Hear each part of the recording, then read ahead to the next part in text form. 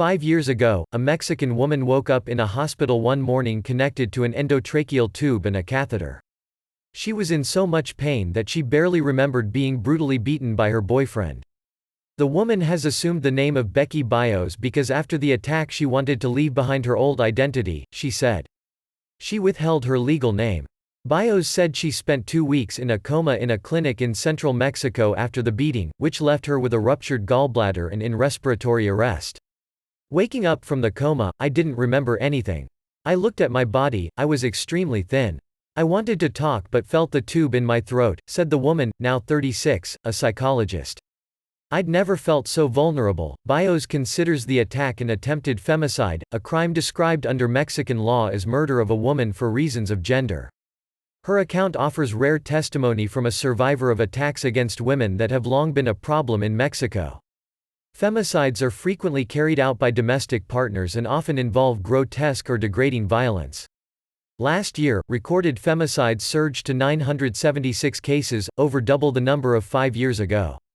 Overall, 12% of murders in Mexico, including those not classified as femicides, are of women. In recent weeks, the kidnapping and murder of a 7-year-old girl and the skinning and disemboweling of a 25-year-old woman have fueled anger among women about what many view as authorities' inadequate response to the brutality. President Andrés Manuel López Obrador blamed neoliberalism for the violence against women in the aftermath of the girl's murder, sparking a torrent of criticism.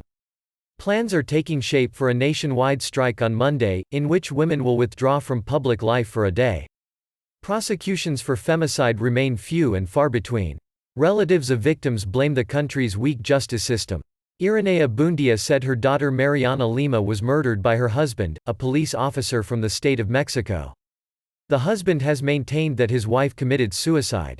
He was initially acquitted, but Mexico's Supreme Court has ordered the case be reopened, arguing that enough evidence existed to rule out suicide.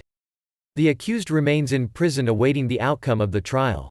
Lima's case became emblematic because it was the first case of alleged femicide to be escalated to the Mexican Supreme Court. Relatives of victims say authorities do not always take cases seriously.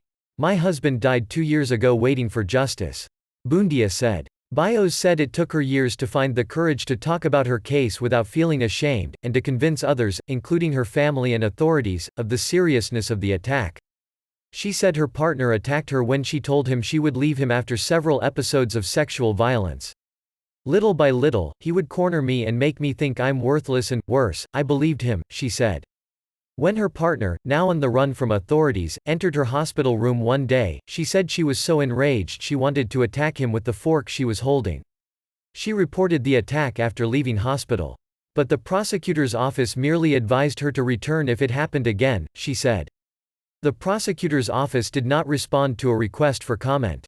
Nearly 5 years later, she said she still suffers with hearing problems and memory loss. "I asked for help but nobody believed me," she said.